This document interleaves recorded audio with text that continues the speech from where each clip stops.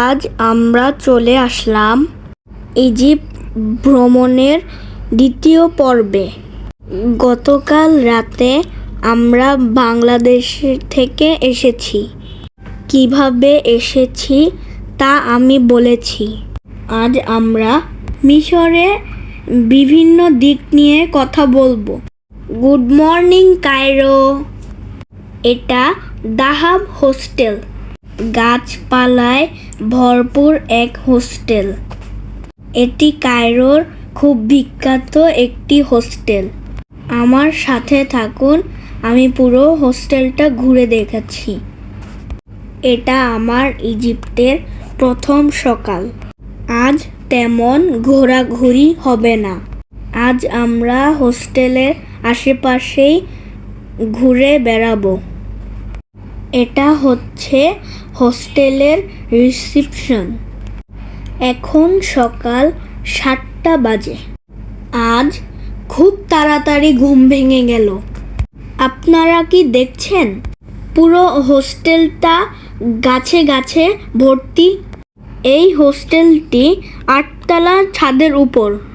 এই হোস্টেলটিতে European, American এবং অস্ট্রেলিয়ানরা বেশি থাকে। আপনাদের একটা মজার চমক দেখাবো। শেষ পর্যন্ত থাকবেন। কায়রোতে আপনাদের একটু সাবধান থাকতে হবে। প্রচুর স্ক্যাম হয় কিন্তু। তাই আসার আগে এই স্ক্যামগুলো জেনে আসবেন। সবসময় চেষ্টা করবেন সেপ্টেম্বর থেকে ফেব্রুয়ারির মধ্যে আসতে। দাঁত ব্রাশটা সেরে নিলাম। কিছুক্ষণের মধ্যেই নাস্তা খেতে যাব। ফালাফিল এখানকার ট্রেডিশনাল ব্রেকফাস্ট। আমি ওটা ট্রাই করব।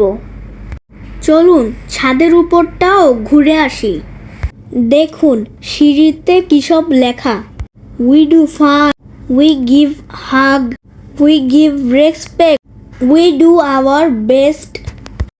Wow, very nice. সকালের ঝলমলের রোদ। কত সুন্দর লাগছে ছাদটাকে। দেখুন কি সুন্দর বসার জায়গা। আমি একটু বসে নিলাম। অসম্ভব সুন্দর সকাল। এই তো একজনের সাথে দেখা হয়ে গেল।